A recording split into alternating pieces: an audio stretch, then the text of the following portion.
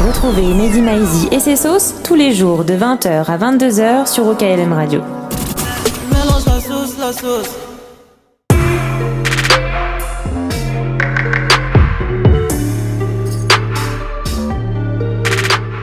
Bonjour, bonsoir à tous, puisqu'il n'y a pas d'heure, c'est sur internet, hein, et c'est la 4e partie de l'émission consacrée à Booba à l'occasion de la sortie de Trône, une émission en partenariat avec Deezer, enregistrée à l'hôtel W, Paris Opéra, dans le bar brûlé.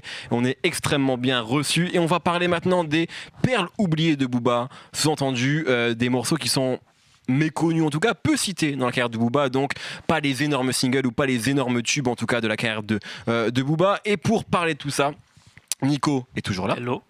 Nemo vient d'arriver. Salut. Ça va Nemo? Ouais, j'arrive. Antoine est revenu, Antoine, rédacteur en chef de Searle, un excellent site, allez-y, allez regarder, lire ce qu'ils font, cliquez. Et Raphaël est là. Pas en chaîne et en or, mais en chair et en os. Putain, t'es fort. Hein. C'est vraiment là où on voit les bons journalistes. Hein, c'est dans ce genre de moment-là. Ça place. On va continuer à parler de Booba, à l'occasion donc de la sortie, je le répète, de Trône, qui est son 9e album. 20 ans de carrière, il y a beaucoup de choses à dire. Et du coup, il y a beaucoup de morceaux. Et c'est vrai que si on devait tout de suite faire une playlist de Booba, on ferait, on mettrait... pour DKR, on mettrait Boulby, etc. Mais il y a aussi les morceaux parfois qu'on cite moins. Et donc c'est moi ce que j'ai essayé de faire sur Deezer avec une playlist qui s'appelle Les perles oubliées de Booba. Est-ce qu'on va essayer de faire nous autour de la table? Et peut-être commencer avec Antoine, tiens, qui vient de nous rejoindre. Si tu devais, toi, citer, peut-être pas une perle oubliée, le mot est un peu fort, mais en tout cas un morceau méconnu ou sous-coté de la carrière de Booba. Encore une fois, c'est dur d'en garder qu'un. Il y en a plusieurs, mais... je sais pas, le premier presque chronologiquement pour moi qui vient, je dirais On contrôle la zone en 2003. Parce que 9 de In, je crois qu'il y a Jade sur ce morceau aussi. Absolument. Pas 2003, Bram, c'est plus tard que ça par contre, je pense. Hein. On contrôle la zone, c'était sur Lunatic, je crois. 2010, je crois, Lunatic, qui sort en 2010. Non, je crois que c'est Autopsy Volume 3. Ok, peut-être. C'est en 2009, j'ai le problème avec le multiple de 3. Ouais, bah, je te comprends. Donc 2009, ouais, et dyslexie des chiffres. En fait. Exactement. Le refrain me reste en tête beaucoup, et l'entrée dessus de Brahms, tout me casse les couilles. Taf, les pétasses qui déboulent. Bah, du coup, je sais pas. Mais Brahms en 2009, il avait vraiment un truc, hein, je trouve, dans sa manière d'aborder les morceaux, de rentrer dedans, etc. Qui en tout cas qui m'a marqué, qu'on a beaucoup écouté, je m'en souviens à la fac. Et pourtant, c'est pas un morceau dont on parle beaucoup quand on parle de la carrière. Ouais, c'est vrai. Contrôle la zone. Et puis qui est un vrai aussi, qui fait aussi c'est là où t'es bon, qui fait aussi la boucle avec la partie sur le 9 de I, voilà, parce que c'était aussi une partie du 9 de I, et Jay, ça a aussi été un des membres à un moment du 9 de I. Et il y a le fameux morceau Salade Tomate Oignon sur 09. Avec un remix de Yuxek. Exactement, il y avait un remix de Yuxek, tout à fait. Et qui est moi un morceau que j'adore, et le remix avait beaucoup tourné, effectivement, tout à fait. Nemo, justement, toi qui viens d'arriver, qui a beaucoup de choses à dire, sur comme ça les perles oubliées un peu de Booba.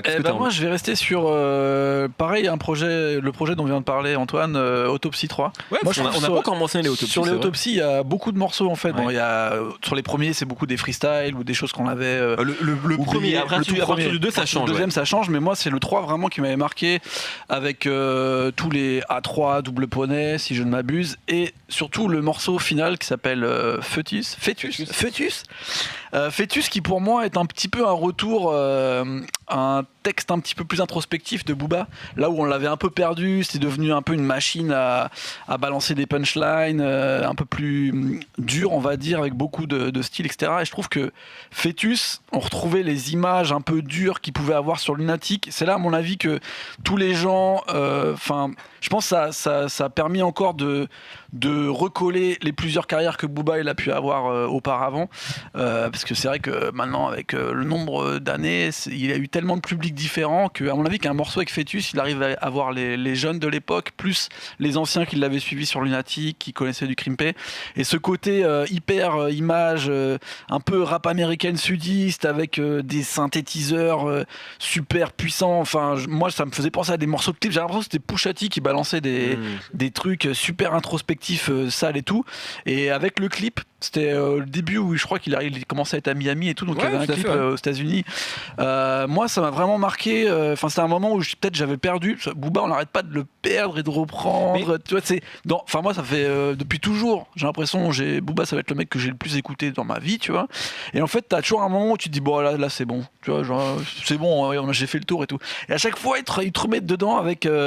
Enfin, pour moi, il a toujours réussi à être dans le temps ou en avance par rapport à tout ça. Et Fœtus, pour moi, c'est un bon symbole du moment où il m'a repris, où il arrive à faire la synthèse. Je pense que tu mets aussi le doigt sur quelque chose d'intéressant qu'on n'a pas encore abordé, c'est comment Booba il a cette capacité à s'être transformé au fur et à mesure des...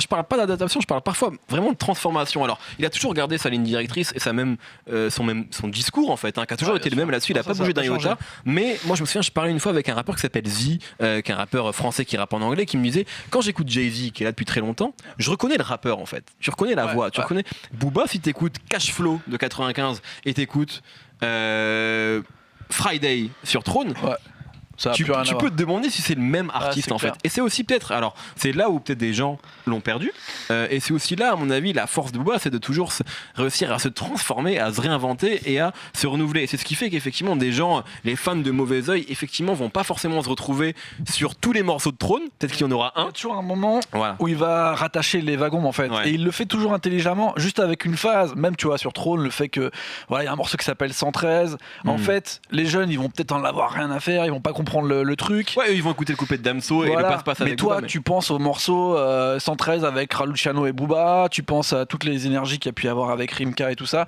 Donc en fait, c'est toujours intelligemment fait par petites touches, mais ça permet en fait de... C'est le seul qui arrive à faire comme ça un spectre complet d'auditeurs de rap, français, américains, n'importe lesquels, depuis 20 ans. Et ça, c'est finalement hyper dur à faire parce que on a l'impression que ça peut être facile de rattacher comme ça les wagons comme ça, mais finalement, c'est hyper dur de le faire subtilement. Et je pense que Booba il arrive à le faire facilement. C'est dur à expliquer. J'ai envie de te poser une question parce que t'es un... En fait, toi, t'écoutes Finalement, t'as grandi et t'as évolué avec Booba aussi, comme Driver, comme Sindano qui était là juste avant, parce que vous êtes une génération qui avait vu éclore Booba et vous avez vu Booba devenir ce qu'il est aujourd'hui. Moi, les vrais savent vraiment, c'était genre un morceau important pour moi. Genre, j'avais 17 ans. Et tu vois, le Crimpé, on parle toujours du Crimpé. Moi, les vrais savent sur L432. Vraiment, genre Booba, il était dans mon oreille. Enfin, c'était genre, c'était incroyable. Et mais après, j'avais 17 ans, tu vois. Mais c'est ça qui est intéressant, c'est que, ouais, comme tu dis, ça évolue et t'arrives toujours à avoir un truc qui correspond à la vie que t'as, alors que c'est plus la même qu'il y a 15 ans en fait. Ça, c'est fort. Nico, peut-être sur cette partie-là, sur un morceau oublié ou en tout cas méconnu. Moi, un morceau que je réécoute souvent, c'est Easy Life sur 09. On en parlait vite fait tout à l'heure. Pour moi, c'est un morceau un peu charnière aussi, même s'il est peu connu. Enfin, on le retient pas forcément toujours. En fait, la prod déjà elle est faite avec 2 samples. Il y a un sample de Young Jeezy qui sert de refrain en fait, qui répète qu'il sera un soldat. C'est ça, voilà, qu'il sera un soldat toute sa vie, je sais pas quoi. Et il y a un sample un peu moyenâgeux. En fait, je crois que c'est la BO de Senseiya, donc les Chevaliers du Zodiac. Je sais pas qui c'est qui a produit ça, mais c'était une idée mortelle, tu vois. Et en fait, il y a une espèce de brume un peu. Tu sais, en fait, le sample, c'est des chœurs gothiques d'église. Il y a une espèce de brume autour du track comme ça, et ça commence avec Brahms et Mala, qui sont ensevelis sous l'autotune sur ce morceau-là, parce que c'est l'album, c'est sur 09, donc c'est l'album où Booba a fait l'autotune, tu vois. Et d'ailleurs sur Throne, il en parle, il parle de... Exactement, ils ont, depuis 09, je sais plus exactement ce qu'il disait, mais depuis ils ont saigné l'autotune. C'est ça, ouais. Voilà. Et voilà, et qui sont un peu les deux généraux qui vont en gros dérouler le tapis rouge à Booba. Et en fait, il y a une ambiance qui est déjà moyenâgeuse. En fait, c'est un peu le côté un peu dark fantasy qu'on a sur Nero Nemesis et Throne aujourd'hui, où en fait, c'est comme s'il écoutait déjà il regardait déjà des Game of Thrones à l'époque alors que ça n'existait pas, tu vois. C'est sur ce morceau qui dit je pose mes couilles sur la table comme ça les poivres. Exactement. Et en fait, tu vois, comme il y a une ambiance un peu guerrière, on s'attend à ce que ce soit bourrin, qu'il arrive et qui décapite des têtes. Et en fait, il prend le truc à contre-pied parce que je crois, il a jamais été aussi traînant dans le flow, il est hyper lent, et c'est là qu'il dit effectivement je pose mes couilles sur la table. Il est méga lent, tu vois, et en fait on l'imagine à ce moment-là, moi je l'imagine genre il est assis sur un trône avec des crânes de rappeurs français, tu vois. Moi c'est le moment où il est devenu le maître du monde en fait là, tu vois. C'est vraiment, il s'imagine comme un guerrier. Moi je suis entièrement d'accord avec toi, parce que Moi j'ai adoré 09 à sa sortie.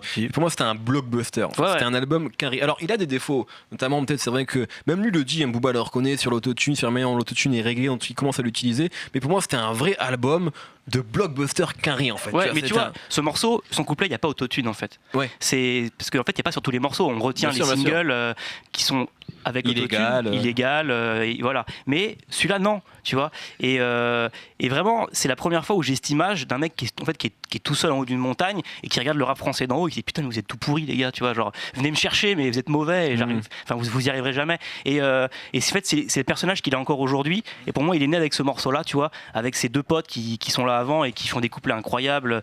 Mala qui dit qu'il est dans un snuff movie, qui se voit mourir ou je sais pas quoi, tu vois. C'est un sacré bordel. Et ouais, pour moi, ce morceau, c'est un de ses meilleurs en fait. C'est un morceau qui est très peu accessible quand on n'est pas dans le rap, etc., mais qui a une puissance qui émane de ce morceau. Et encore une fois, vraiment l'entrée de Brahms sur ce morceau. Il y a un truc, voilà, ce couplet de Brahms, si vous réécoutez Paris, sur QLF de PNL, il y a le morceau c'est du terre-terre ou je sais pas quoi, de la fenêtre au terre-terre. Voilà. Ils ont voulu refaire ce morceau-là. Il y a un moment, je crois que c'est Ilinas, il veut refaire le couplet de Brahms, mais il n'y arrive pas, tu vois. Mais tu vois que ce gamin. Pour moi, ce couplet, c'est un hommage en fait à Brahms. Il a été niqué par ce couplet, tu vois. Et toute cette génération, elles sont nées sur ce morceau-là, en fait. Donc ça a été hyper important pour la génération actuelle, 09 et ce track. Je pense que voilà, PNL et les mecs du 9-1, ils sont nés sur ce morceau-là, en fait. Raphaël, peut-être sur cette partie-là, sur un morceau. Moi, on parle souvent du Booba, le mec qui fait des bangers, tu vois. C'est le char d'assaut lancé à vive allure et ça défonce tout, quoi. Moi, il y a en fait les perles un petit peu oubliées de Booba, moi que j'aime bien, c'est au contraire les moments où l'armure se fissure un petit peu, en fait. Et il y a un morceau que j'aime beaucoup on parlait des autopsies, qui est sur Autopsie 4, c'est Bacal City Gang, qui est un banger, qui est quand même qui est souvent cité un peu. Ouais, mais comme il est sur un autopsie, on a tendance, tu vois, à le mettre de côté par rapport aux trucs qui sont sur les albums, je trouve. Mais je pense que le clip a été très marquant aussi. Je pense que ça, en fait, c'est plus le clip en fait qui revient très souvent. Un collaborateur encore fréquent dont on n'a pas parlé, parce qu'on peut pas parler tout évidemment, qui est réalisé par Chris Macari. Bien sûr. Et moi, ce que j'aime beaucoup sur ce morceau, Bacal City Gang, c'est que, en fait, déjà 3 fois, il fait référence à la mort de Brahms, justement. Dans les 3 couplets. Et alors je sais pas s'il l'a écrit tout de suite après, mais on sent vraiment que c'est le moment où il s'assoit et il se dit putain, je viens de perdre mon pote, quoi. C'est là où il dit cette fameuse phrase, on a perdu le meilleur soldat, je suis blessé de la life, qui est quelque chose qui revient encore souvent. Et en fait, on a l'impression qu'en fait, qu'il est fatigué de tout ça, quoi. Il fait parfois, je pense à la thèse, man, j'ai pas vraiment la pêche. Quand est-ce qu'on a entendu Booba dire ça, tu vois? C'est rare qu'ils disent je suis avec une blonde ou un truc dans le genre, dans une Ferrari et tout va bien, quoi. C'est très rare. Steak frites. Hein? Il va me faire un steak frites. Il va me faire un steak frites, exactement. C'est pour ça que moi j'aime beaucoup en fait ce truc-là, même dans sa voix. En fait, Booba, au fur et à mesure des années, il a imposé une espèce d'autorité tranquille, tu vois. T'as pas envie de le faire chier parce que tu sens qu'il est assis au fond là-bas sur un truc et que c'est pas le mec à l'emmerder. Dans le coin VIP du coin VIP. C'est ça.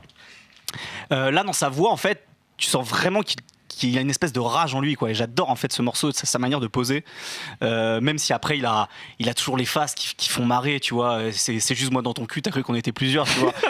ça fait mouche à chaque fois, tu vois. Et c'est ça qui est drôle aussi, c'est que c'est pas complètement premier degré, quoi, chez Booba. C'est un degré 5 comme il disait.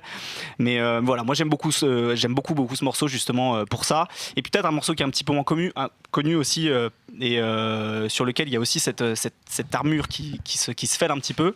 C'est Mon Pays sur DUC. Ouais. Parce qu'il y a cette espèce de relation amour-haine avec la France. C'est un morceau qui est très mélancolique. Où, alors, dans une précédente partie, tu disais qu'effectivement, Booba, il a représenté aussi pendant une période ce truc du rejet de Marianne. Et là, en fait, il rejette pas totalement. Il a des souvenirs de jeunesse où il kiffait quand même, tu vois. Châtelet, le Parvis. Exactement. Loin et les souvenirs de Le silence n'est pas un oubli aussi. Et bon, à la fin, il termine en disant mets ton Vélib dans ton cul ou un truc dans le genre, quoi. Mais c'est ça. Mais il y a un truc un truc un peu aigredou en fait dans ce morceau que j'aime beaucoup. C'est ce que disait tout à l'heure Nico sur Pitbull, en fait. C'est deux exactement. faces. Et je pense qu'en fait, ce serait chanté par n'importe lequel des millionnaires de la chanson française qui est expatrié. On aurait dit que c'était un truc génial, tu vois. Mais comme c'est Booba, c'est un peu passé sous les radars. C'est un peu Lettre à France de Paul Naref. Ouais, tu vois. Qui est pareil, en fait, qui a un peu le même parcours que Booba, parce que ici, on lui crachait dessus, il est parti vivre aux USA, et il a écrit une chanson pour dire la France, je vous pisse dessus, mais je vous aime quand même, tu vois. Donc c'était le même. Damso Harry Potter, Booba Paul Naref. Peut-être. C'est ce que tu es en train de dire. Ouais, un peu. Non, mais c'est intéressant, effectivement. C'est vrai que la musique n'a rien à voir, tu vois. Mais je veux dire, dans le parcours, finalement, un mec qui était adulé, et ici, on lui crachait dessus, il est parti là où il était mieux, tu vois. Donc, c'est un peu le parcours un peu similaire, tu vois. Nemo, je vois que tu rapproches le micro de ta bouche, t'as envie de dire quelque chose? Non, je disais des ouais. Ah, c'est juste pour Non, qu'on mais entende je bien suis- tes ouais. Non mais je suis d'accord avec tout ça. C'est vrai que les morceaux finalement les plus intéressants hors tube, c'est les morceaux où il y a un peu les doubles facettes comme ça de Booba, où des fois il veut te dire un truc important, où tu sens qu'il va te casser un petit peu ou te passer en dessous les armures comme on dit, puis d'un coup derrière il va te balancer une grosse blague bien sale qui fait que tu te demandes si c'était juste pour te troller depuis le début ou si t'as vraiment dit un truc réel. Et c'est ça qui est toujours impressionnant avec Booba, et à mon avis c'est pour ça aussi qu'il y a des gens qui s'intéressent à son écriture et à son style en dehors du rap et tout, c'est que il a quand même un style qui est vraiment à lui particulier, et c'est en creusant dans ses albums les petits morceaux cachés qu'on va toujours trouver un petit peu un univers un peu différent, et moi c'est ça qui me plaît. Mais je suis d'accord avec vous sur 09, en vrai je pense qu'un jour on dira que c'est comme Graduation pour Kanye, ça a changé le rap français réellement. Si Ou on 808. rajoute, ouais, Plutôt non, 808. non, Tu sais c'est plutôt que- tu sais Graduation, que- moi. Je trouve alors, que c'est plutôt Graduation. C'est marrant, parce que je faisais mes petites recherches. 09 est sorti le même jour que 808 and Breaks. Ouais. Et c'est C'est pas intéressant étonnant, parce hein, que c'est pas étonnant. c'est même ouf, parce que 808 and Breaks, et alors il y en a eu d'autres avant, Lil Wayne, etc. Mais grosso modo, dans la c'est culture vrai, populaire, c'est vrai. c'est l'album qui a ramené l'autotune, on va dire, dans le rap américain. Même vrai, s'il y en a c'est eu vrai. d'autres avant, en tout cas. C'est Et réel. en France, pareil, Booba, c'est pas le premier, mais c'est 09 qui a ramené ça. C'est sorti le même jour. Et Lunatic et My Beautiful Dark Twisted Fantasy sont sortis le même jour. Ouais. Je vous laisse réfléchir là-dessus. Et moi, je vais quand même dire un morceau, parce que il faut que j'en dise un, c'est le morceau Hors Saison sur Panthéon, qui est la piste 5 de ce deuxième album, qui est un deuxième album aussi qui, un peu comme 09 à l'époque, avait relativement déçu pour finalement être C'est un album consacré charnière. des années plus tard. Et hors saison, il y a cette phrase légendaire de celui qui dirait je pourrais t'ouvrir l'esprit à coups de batte. Et en fait, il y a, tu vois, tout Booba est là, en fait. Tu vois, tout Booba est là. Et dessus, il dit spécialisé sur Princesse Agnès. Et d'ailleurs, il a fait souvent des rimes sur Princesse Agnès. Ouais, je sais pas à ce qui chaque s'est fois. passé. Et avec les spécialistes. Mais voilà, pour moi, hors saison, c'est vraiment un morceau que je peux réécouter. Où il dit d'ailleurs cette fameuse phrase qui fera plaisir à Driver sur l'instru tard à la Snoop Doggy Dogg. Même si l'instru n'est pas super West Coast, mais en tout cas, voilà, c'est un super morceau de ride. Et j'adore hors saison, qui pour moi, dans mon top 5, Booba, tout L'œil du cyclone. L'œil du C'est cyclone. celui-là. Ouais, voilà. C'est vrai que lorsqu'on avait interviewé Booba lors de la toute première édition de la sauce, j'avais fait un blind test et j'avais mis ce morceau-là. Il m'avait dit, mais ça, c'est l'œil du cyclone, alors que le morceau s'appelle Hors Saison. Et c'est intéressant de voir comment parfois lui, là, et ça en dit beaucoup sur Booba aussi, sur la manière dont parfois il peut, non pas rejeter, mais en tout cas oublier ce qu'il a fait pour toujours se concentrer sur le futur. Lorsque moi je l'ai interviewé, la dernière fois que je l'ai interviewé, c'est en juillet, son album solo préféré, c'est Nero Nemesis. C'était avant Trône, hein. Mais tu vois, c'est toujours le dernier truc en date en fait. Et je crois que ça en dit long aussi sur lui. Il y a un truc qui est ouf avec Hors Saison, si on le réécoute aujourd'hui, on a l'impression qu'il aurait pu être écrit par Booba en 2017. Parce qu'en gros, je crois que c'est sur celui-là où il dit il nique le CSA, il préfère parle de signer Macron, des chèques. d'ailleurs. On dirait qu'il parle d'Ocam TV, tu vois. N'importe quoi. Non, mais on dirait qu'il parle d'Ocam TV quand il dit qu'il préfère signer des chèques plutôt que. Enfin, qu'il nique le CSA, tu vois. Et il parle des faits divers des rappeurs dans les journaux. On dirait qu'il parle des mecs avec qui il est en clash en ce moment, tu vois. Alors que c'est un album de 2004, tout comme ça. Donc c'est assez marrant de réécouter, de dire, mais en fait, il vient du futur, Booba. En fait, Il savait ce qui se passerait, tu vois. T'es maintenant en train de comparer Booba à Nostradamus. Tu fais n'importe Ouais, quoi je fais aujourd'hui. n'importe quoi, comme d'hab. Merci beaucoup en tout cas d'avoir été là pour cette 4e partie. La 5e partie portera sur les influences de Booba. Merci vraiment à tous les 4. Merci Nico, merci Nemo, merci Antoine et merci Raphaël. C'était les perles oubliées de Booba. Une playlist est disponible sur Deezer puisque l'émission est en partenariat avec Deezer. Merci aussi également au bar brûlé de l'hôtel W ou W. On dit également W. Il paraît, ouais. On dit W. C'est dur à dire. L'hôtel Paris Opéra. On se retrouve pour la partie 5. À très vite.